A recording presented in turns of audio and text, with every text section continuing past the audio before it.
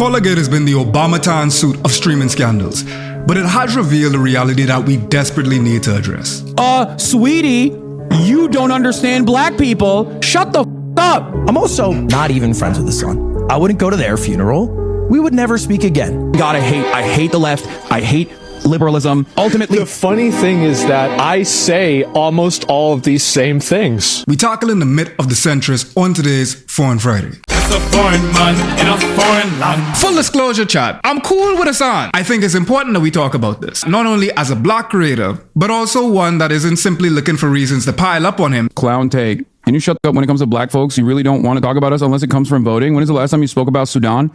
I'm gonna ether you. So first off, right? That's a Nas reference. Very niche reference for folks that don't listen to Nas Illmatic. For folks with sun allergies, yeah. It's like how TikTok speak is like AAVE, but reappropriated, and then half the time it's used for anti-black purposes. Once TikTok started to implement dropping pictures in the comment section, you realize just how specifically black culture, a lot of these GIFs, I don't know how you pronounce it, the fact that you have pictorial evidence of just how much black culture is essential to the zeitgeist in general, but also how comfortable non-black people are to use these faces. I've seen the funny Mike, that meme a million times. It is digital blackface. You will have people saying it's not that deep. And it's to this point right now, I will say, we need to recognize it's not that deep as a dog whistle. If you have someone that is constantly, it's not that deep, you will have a person that will, it's not that deep, you into fascism. I'm telling you. We just saw that happen. That's been the past 10 years of American history. I'm gonna ether you. Any other black folk want to engage in it's the head for me, man. Any other black like this right here? Oh god. I don't know, man. That's trademarked. It's giving Gwen Stefani hollaback girl. For the Hassan heads that are coming, I see y'all niggas. Howdy. I see y'all. I like Hassan though. Look at this. I got the Hassan heads in the chat right now, proving my point by being yam heads. I also gonna end up getting some shade from my own community when things like this happen, regardless of the context. Because there is no context that can make these things okay. So putting me in a liminal space as a black man, because you literally have the caped cracker crusade, behaving like the very people that Hassan would fight against, mind you, which proves a further point that I hope to drive home about this platform as a whole. Because this video ain't about Hassan. It's about the fact that, spoiler, all of them and them have the same communities. Hassan, Ludwig, etc. The same people watching them also watching Joe Rogan. Believe it or not, the ideological differences don't necessarily make it a deal breaker. It's the same bigoted chat with different fonts and different colors. They're all spamming Pepe the Frog and flicking Pog, but I can get into that in a second. Stay tuned. Folk want to engage in radical activist language in this chat? Suck my okay? You stupid radlib. Get the out of here. Get the out of my chat. Stupid, moronic, radlib nonsense. Suck my you. You think you have a pass in here to speak like this? Get the out of here. Why is he doing the Italian? Lots of thoughts in here. Lots of thoughts, no prayers in here. But in order to understand why Hassan turned the term black folk into a slur just now, in order to understand this clip, we have to get into the situation. This is a situation that ought not have gotten this far. Shot my dog, I can't stop. Yeah, shot my dog until she drops. He looked like Shamar in the Diary of a Mad Black Woman. That's a deep cut. They got him looking like Riff Raff. He looked like Post Malone. This is wild. Oh god. This is definitely AI. This probably malused so much water in Michigan right now. This is in reference to Colgate. Hassan was streaming with the dog in the background, and she got up and he told her to sit down, and then she yelled, Kaya, please just go. That's part of the reason why so many trainers have come out and been like, you guys are wrong. Like, shock collars are not like tasing the dog. It's like a TENS machine. I have literally shocked myself in the past. People are just like... A dog is a sensitive thing for folks in the West. And a lot of people will prioritize the potential of an animal suffering, sometimes over human life, but also just like as a great like rage bait topic. I'm very big on animal rights, but everybody Everybody with eyes can tell that this is not in good faith. A lot of this plays into the performative male trend as well. The idea of just anything a person with left-wing beliefs doing being wrong, it's always like headline news for them because it's a way to abdicate themselves of responsibility. It's like, oh, well, you guys were saying all this stuff about genocide and all this stuff about human rights and all this stuff about healthcare, but listen, you did this thing bad with your dog. So obviously you're just lying and then we're all the same and I don't have to pay attention to you. This might be hyperbolic, but I think Colgate is the new rubber match of purity politics to an extent. I don't think a lot of people actually care about the dog. They just want to dunk on Hassan. This is the new Palestine for folks who never knew nor cared about Palestinian genocide in the first place. Colgate isn't about loving no damn dogs.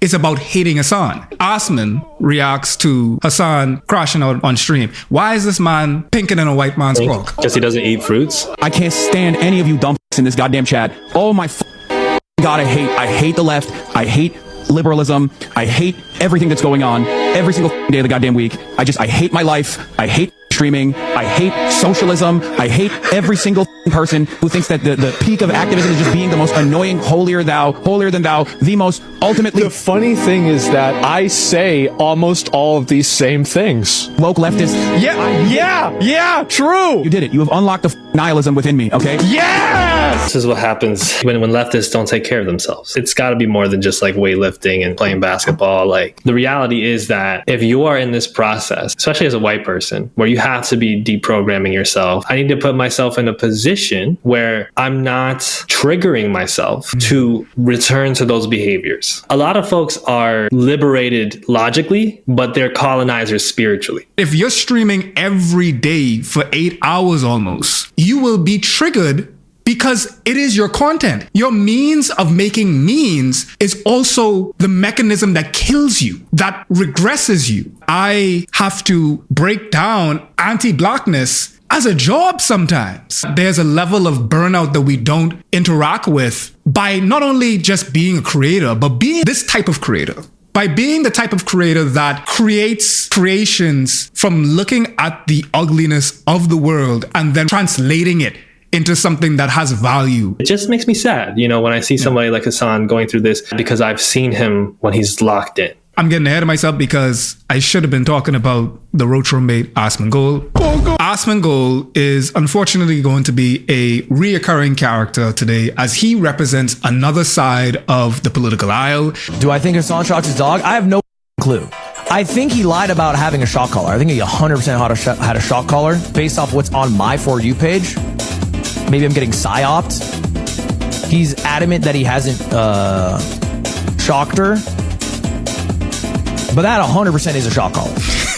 Ludwig is one of the top streamers in the game. He's definitely got some PR training. He's not going to say anything that is nuclear as it pertains to his bottom line, right? He's just saying enough. He's saying that 100% was a shock collar, but he doesn't necessarily say that Hassan is shocking his dog. For the folks who don't know, this is Ludwig, who you may remember from his iconic subathon where he cried at the end. Probably one of the most inspiring moments on Twitch. But you also may remember him from, of course, enabling his friend Mango to abuse not only himself, but everyone else in his vicinity with his alcohol addiction, as well as humping female streamers like a dog in heat. But Ludwig is a shrewd businessman. He's made one of the most successful creator empires. And the way he achieved this was by having no opinions whatsoever on anything. He doesn't make any explicit political statements, as he wants to allow the largest amount of people to project their beliefs onto him. The only time when Ludwig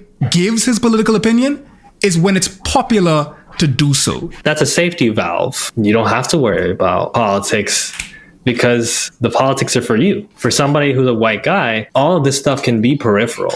That's like a business strategy, but like in the Twitch sphere, the content creator sphere, it's really hard. Your whole business is parasocial. Your whole thing is your marketing authenticity. Eventually that kind of collapses because at some point you are forced to pick a side. Ludwig will only talk about things that there's already a consensus made about. I'll just play it, but like seriously, be chill about it, okay? Did I really just forget that Epstein's a pedophile? Me off the track, me off the track, me off the track. Meat on the beat.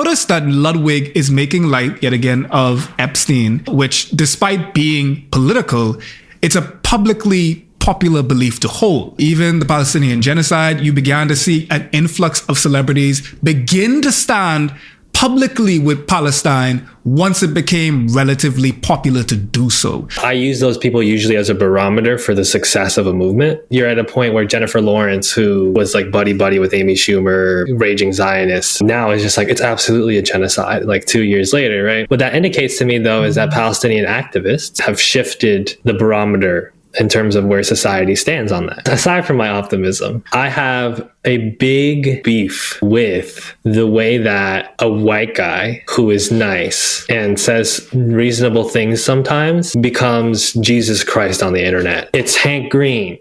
You know, it's John Green, it's Ludwig, and then it's Penguins, or, you know, Charlie. Taylor Swift puts out this necklace that kind of looks like it has Nazi insignia on it, and people are going on there and being like, after all these microaggressions, you're not checking on how this symbolism works, how it looks in the middle of a fascist regime in the United States that you're cozy with. Then Hank Green goes on, and because y'all give him this green light to just have an opinion on anything, even though he's like not even a scientist, he's a science communicator who can't even figure out like how knitting is scientific, and got dragged by the skin of his teeth by white women, black women, and other women online who are like, how do you not realize the scientific process of knitting? Like, this guy is gonna tell me about solidarity. This guy's got a lot to tell me about how we have to build coalition. Charlie is the face of fence sitting. Ludwig making an Epstein joke here and there, talking about Epstein, making a bunch of videos on Epstein. And then you have Moist Critical doing literally the same thing. Letting people bet money on who will be on the Epstein list. I'm doing that right now. Wait, what? Apart from him saying you have a betting site talking about who's going to be on the Epstein list, and then him saying that he's going to do that right now. Not only do I think like he genuinely does not care about this, but also he's contentifying large scale operation of kick enjoyers. With someone like Charlie, it's this nice person thing. We harp so much on the inherent quality of a person's personality. Good is not something you are, it's something you do. And we fixate a lot on like, well, this guy means well. You don't understand when he did this other nice thing. And we have to focus on criticizing a person's action and stop essentializing like the purity of their personality. He said the thing about iDubbbz not having to apologize for having a racist past because he felt very comfortable speaking over black people on that. You just made edgy YouTube videos. You didn't ruin anybody's life. You didn't create. Wrong. I think that Ian didn't invent racism, obviously, but he certainly fucking played a not insignificant role in giving people the weapons to be racist as they want to for an entire generation. He was incredibly notable. We build these buildings and then they shape us. You know what I mean? Like the environment that we foster with our words, with our actions, they do have meanings. It's always that deep. You can't even see yourself in just like an individualistic lens because you have to also consider the fact that if you are very much a fence sitter like Charlie or like Lud, you basically are upholding a whole institution. You are not just operating in your own capacity. Charlie built his whole brand off of being the both sides guy. And if there's an equator, he will walk that tightrope straight to success, which is a theme here. Both Ludwig and Charlie are some of the most successful creators on the entirety of social media. All of them got their start in gaming, interestingly enough, which we know to definitely be a very difficult place for anybody that isn't also in the same intersections of Charlie and Ludwig. Charlie, Ludwig, all the rest of them, they have the privilege to be quote unquote apolitical. He's incentivized to do so. You know, good point. It's part of how the system works is like getting a lot of nice white people to look away. They're collaborating in a certain way. And you can be unintentionally a collaborator. They're clever. It's the same way they do the black squares, right? It's the same way that they do the, Epstein list. You know, this is crazy that people do that, right? They watch what's safe to talk about. And then I'm going to drop a little extra spice. Given all of that, what we are talking about, it's interesting to see when he decides to get a little bit political, when he decides to give his opinion on things, which brings me to this clip what we were talking about before, saying that I am not friends with Hassan. Now, coming clean politically, I don't know if you guys know much about me. I share probably a decent amount of politics with Hassan. Not everything. I'm not a socialist. I like making money. I'm a CEO here. But, some other maybe more social issues, sure. I'm also not even friends with Hassan. Legitimately, I'm not. He's not someone that I invite to like my birthday or things like that. He's someone I've done streams with, and I think they were fun. He's a streamer friend is the group I call. But we're not boys. My boys are Slime, Aiden, Nick, the people that I hang out with actually on a week-to-week basis. When I retire, I will never speak to 95% of the streamers I collab with again. Hassan is part of that group. That's a fact. This is just the reality of life. Okay? Connor, I'm an actual friend with. Connor, I would actually speak with after. But most streamers, I wouldn't. It's just true. They wouldn't go to my funeral. I wouldn't go to their funeral.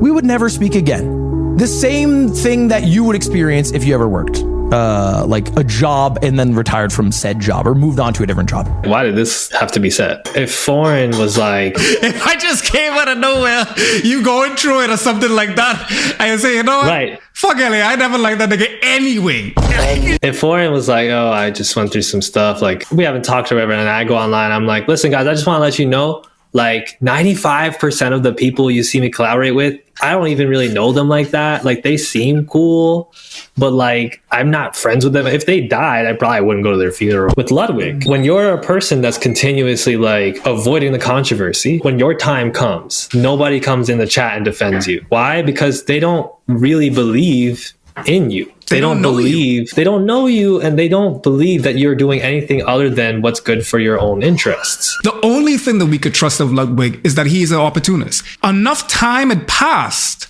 in Colgate, and it would seem as though with Pokemon's team saying that they don't want to release the podcast episode with Hassan because of Colgate, which showed kind of like a level of trepidation on Hassan's mutuals and collaborators. It seemed as though a lot of people that were defending Hassan, like Vanilla Mace and them, also ended up getting a lot of backlash. Ludwig, they're seeing that and they're just like, I ain't gonna fall on the sword for Hassan. I've been getting canceled for abusing my dog, Kaya. Yeah.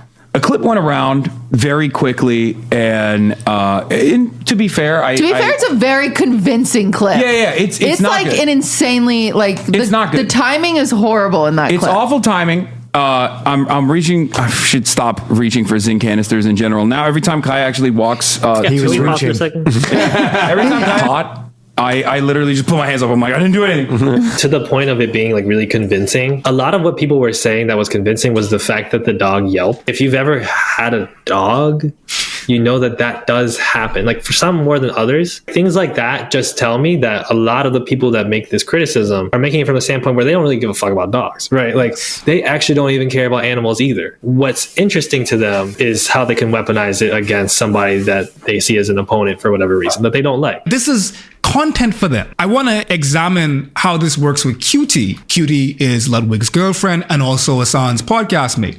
And all of their respective audience applied a lot of pressure on everyone involved with this, but a brunt of the criticism and a lot of the misogyny of the criticism went on to Cutie. Like I was talking about this in regards to DDG and J5 and Lala Baptiste. The way that people attacked DDG and J5, mostly J5, is to attack Lala Baptiste because she is seen in this gender dynamic to be property of J5 because that's his girlfriend. The same way in which Cutie, to an extent, ends up bearing a lot of the brunt of this discussion because the women adjacent to the boys fighting end up being collateral damages. That is part of why you don't see very many black women streamers. And then that's how the situation reifies itself, because then you don't have black women that are popular on Twitch. And when you want to see something about politics, you're seeing Hassan, you're seeing white guys on Twitch. And then you're treating Twitch as this neutral platform, right? You're not looking at Twitch as like, oh, this is a racist white platform. Maybe I should go on, the black streaming service. That's all aside from the fact that white people won't make the effort themselves to go seek it out anyway. That all came to a head just this past week during the same controversies that we're talking about right now when Emerald got assaulted at TwitchCon. After being sexually assaulted at TwitchCon, Emiru shared her experience on her latest stream, adding to fellow women streamers who expressed their safety concerns leading up to this year's TwitchCon. So let's talk about it. On day one of TwitchCon, October 17th, cosplay streamer Emily Beth Shunk, known online as Emiru, hosted a meet and greet, and a random man grabbed her and tried to forcibly kiss her. In Emmy's October 18th stream, she went into detail of how things unfolded from her perspective. She originally thought that the man that was approaching her was a part of TwitchCon's staff. Emmy expressed that her personal security guard who was seen on video was the only one to step in, and that Twitch's security was, quote, nowhere near me, nowhere to be found. I can see them, but they don't do anything. There's tangible consequences for the type of environment that has been cultivated by the figureheads of these platforms. All of these things are connected. Twitch is an aggregate of all of these communities centered around figures like Hassan, like Ludwig, like Asmongold,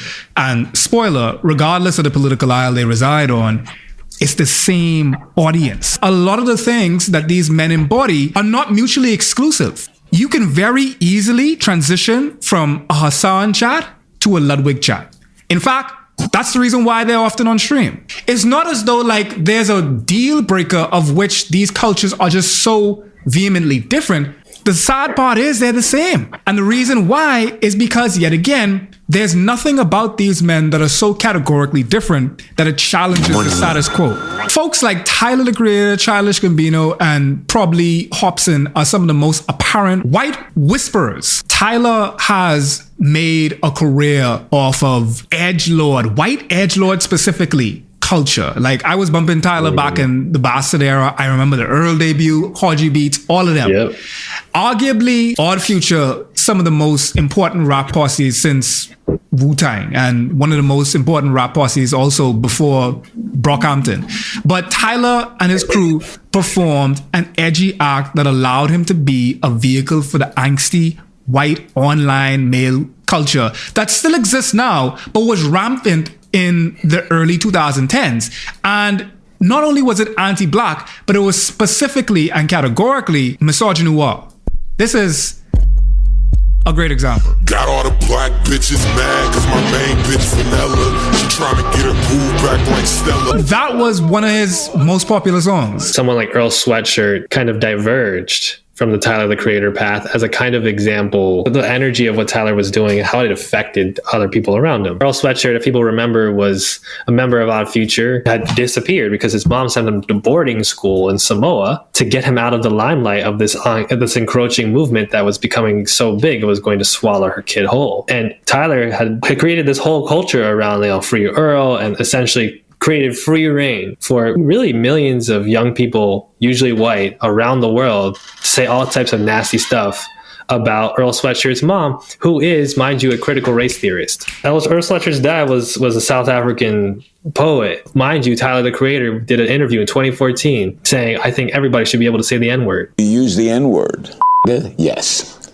Now, that's an offensive word to some people, to many people. And in what terms do you use it?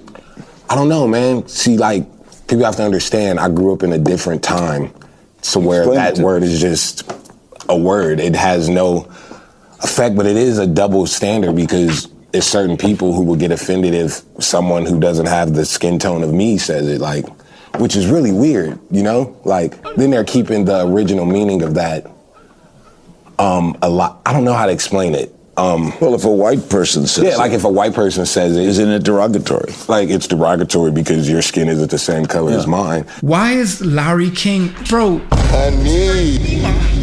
Larry King is the woke one here. Larry King is the one making sense, dog. Telling a black man why he should actually be offended by a word that used to justify his death. Hold on, let me try to finish this. But why it's just weird that a lot of people still get, upset with that. And it's I don't know. I think you give certain words power. Are you saying it's just a word? Yeah. If you choose to be. Is there any word you could call me and I would not give a fuck. Oh, God. 22 years old. 22 years old. Now that we understand, Tyler says these things that are, pretty pro-black here and there, and he's come out as queer, and but he's never addressed what he's done before when you were 22, 23 years old. The D'Angelo discourse, where, you know, D'Angelo, pioneer, God level R&B artist, passes away a few days ago, and Tyler the Creator is making a big, you know, tribute post to it. You know, he's trying to be a strong advocate for Black artists. He's getting this kind of nonchalant response from these non-Black fans. That just speaks to also, like, even post your edgelord phase, quote unquote, you were still kind of not political. You were still not somebody who was drawing lines, who was setting boundaries with your audience on certain regards. If you look at a Tyler concert, probably even to this day, you have a bunch of white people up inside there trying to say the word. Tyler gets asked if he dates Black women. The circumcised SM7B right here. They took the pop filter off, and it's really hurting me because he just raw dogging the SM7B. I think Kay is mad at me, and I don't like it. No, she is. She definitely is. She's very. Now it's awkward. Now every time I look in your direction, I just sense this. You like Black girls? You want her to tighten up. Watch this. What? Do you like Black girls? Yeah. I don't believe you. What? He's lying. He's definitely lying. How do you think I'm lying? So you don't date Black girls, or you just don't have sex with Black girls? Black girls are cool. They're cool. Black girls don't like you? I like mixed chicks. Do Black girls like you? I like Black and white chicks together. They're slowly starting to think I'm cool. At Like, first, what do you they thought mean? I was weird. You are a little weird. Okay, see, exactly. That's that mind state. No, that but y'all weird, have. And y'all weird treat can me be like fun. shit. Just like Childish Gambino, it's like this league of white whisperers is what I call it. Essentially, like Black people that perform specifically for the white gaze. His brand of horrorcore music and everything was ostensibly anti-Black. Most importantly, anti-Black women. When he transitioned from this edgelord era, he tried to get rid of the white incel folks them. But they didn't leave him. Tyler bastardizing his Blackness was the price he paid for a white edgelord audience to make him famous. And now he's reaping the seeds of bigotry he's sowing. You do an initial harm, and then all the time that you spend not addressing, not paying off that debt from that initial harm, it collects, maybe even a small interest rate, but it collects interest over time to where it becomes more and more harmful. Why? Because especially as a public figure, you are creating a culture around you of people who think that it is okay to have said those things. This clip from Hassan, in now understanding the full lead up to this moment and the way also in which these audiences operate, this is a prison to an extent that Hassan is now in, even if he's trying to alleviate himself from that. Clown take. Can you shut the fuck up when it comes to Black folks? You really don't want to talk about us unless it comes from voting. When is the last time you spoke about Sudan? I'm going to ether you. Any other Black folk want to engage in radical activist language in this chat? Suck my okay? You stupid radlib. Get the fuck out of here. Get the fuck out of my chat. Stupid, moronic, radlib nonsense. Suck my you. You think you have a pass in here to speak like this?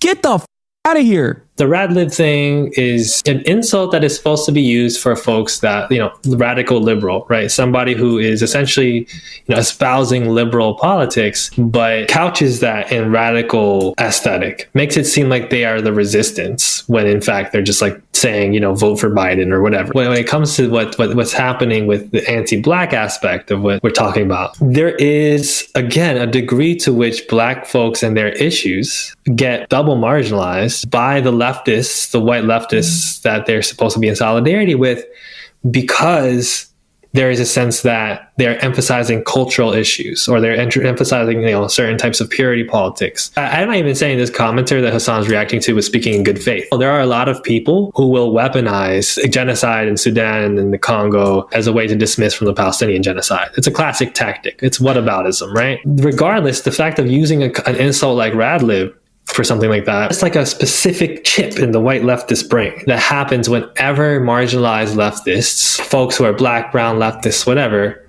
are like, we should talk about XYZ. I don't care how left you think you are as a white person. If you are ever in a position to start yelling at some Black person because you think they're being distracting or you think they're acting up, you're losing the plot.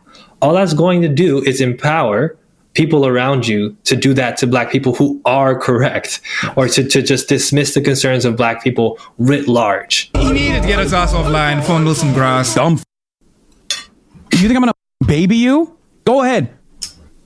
Go post the clip about how much of a white supremacist I am. Suck my annoying, dumb. God damn, dude. This kind of attitude is so... It's almost like representative government to an extent. Everybody's in a big town hall. And in this case, Hassan is receiving all of these special interests of which he's trying to advocate for. But the problem is he's then vituperating a person inside the town hall in front of everybody to see. And that person also happens to be a marginalized class of which the entire platform, as well as your base, is inculcated and conditioned to already see as not human in the first place. Black people already are seen online because of the way anti-blackness works. So if the person that is literally holding the town hall is vituperating that one black person that like you're putting a spotlight on, then they're gonna follow by example. They idolize you, they aspire you, they have parasocial bonds with you, and they're seeing you specifically target this black person that has pissed you off inside your chat. Repulsive. Like, what the do you think you're doing? We're talking about creating a larger, broad, people-back movement and creating solidarity, and you immediately got root.com article regurgitators in here instantly being like, sweetie, you don't understand black people. Shut the up. Him saying, sweetie, you don't understand black people, and in the way the dog is doing it, I ain't like that. Oh God. What's extra frustrating about this is that what he's being asked to do here, collect your thoughts, don't say too much, don't get aggravated. That's the shit marginalized people do every single day. That attitude left a long time ago. It doesn't work, okay? Keep advocating for your own demise then. Standpoint theory ass oh my God. Every time this shit pops off, there's like a million people in the chat being like, actually, we're not rocking with those folks because they're not rocking with us. Like, I get it, dude. Okay, yeah, you want to be selfish. Okay, fine. Who cares? All of these audiences, no matter if Hassan is the figurehead, a lot of them share overlapping communities because a lot of them don't see the delivery that Ludwig gives different than that Hassan could give. They could easily be in Ludwig's community in 1 second, then Ludwig wrapping up his stream, and then they go right to Hassan. And then from there, they're going to jump to someone else. Not because of the ideological differences, but simply because they don't present any real deal breakers by virtue of the fact that they are still benefiting from that system. Once you have almost no rungs of marginalization in you, Hassan white, spicy white, but white, male, straight, and rich. I can't get into those particular rooms. If he was going down the line, before they look at his name and it says Hassan, if he was going down the line of the TSA, they wasn't gonna pull him to the side. They just put me to the side, and a big man named Bob is frisk me down every time. Oh God. Okay? Like, ultimately, there are people that cannot take off these rungs of marginalization. Don't matter how much money I could ever get in my life, at the end of the day, someone can still see me as, and only that. A lot of the white creators that you do follow are able to be covert, go stealth. Some people can't. Even myself, I'm still a man at the end of the day. One thing that white folks are not trained to think about is like, there's a lot of black folks that collaborate with Hassan.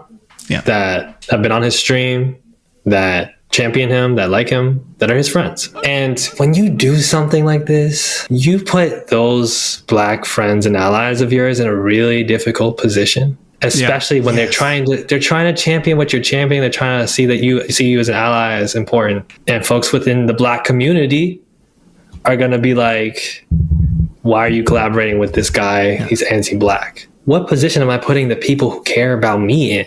What position am I putting my group, my organization, my coalition in?